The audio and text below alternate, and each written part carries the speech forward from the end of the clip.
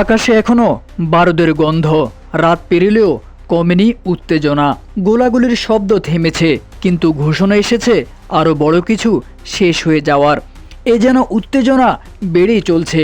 ইসরায়েলের দখলে পুরো ইরান। ইসরায়েল বলছে তারা ধ্বংস করে দিয়েছে ইরানের ক্ষেপণাস্ত্র হামলার মেরুদণ্ডের 1/3।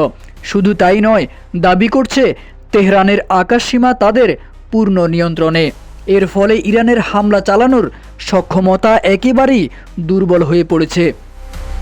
ইসরায়েল দাবি করেছে তাদের বিমান ও আকাশে প্রতিরক্ষা বাহিনী এখন তেহরানের আকাশসীমা পূর্ণ নিয়ন্ত্রণ করেছে। ইরান যখনই কোনো আক্রমণ চালানোর চেষ্টা করেছে, তারা প্রতিবারই তা নির্ভুলভাবে প্রতিহত করেছে। এদিকে ইরানের পক্ষ থেকে এই দাবির বিষয়ে কোনো প্রতিক্রিয়া পাওয়া যায়নি। তবে অতীতের অভিজ্ঞতায় দেখা গেছে তেহরান সাধারণত ইসরায়েলের এই ধরনের দাবি অতিরঞ্জিত এবং মনস্তাত্ত্বিক যুদ্ধের অংশ হিসেবে প্রত্যাখ্যান করে থাকে। বিশ্লেষকরা বলছেন, যুদ্ধকালে তথ্য নিয়ন্ত্রণ ও প্রচারই একটি বড় হাতিয়ার। তাই উভয় পক্ষের বক্তব্যকে যাচাই বাছাইয়ের পর গুরুত্ব দেওয়া উচিত।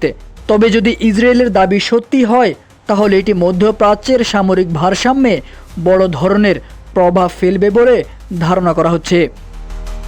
ইরান ইসরায়েলের উত্তেজনার এই নতুন মোড় কেবল দুই দেশের জন্যই নয়, বরং গোটা অঞ্চলের জন্য উদ্বেগের বিষয়।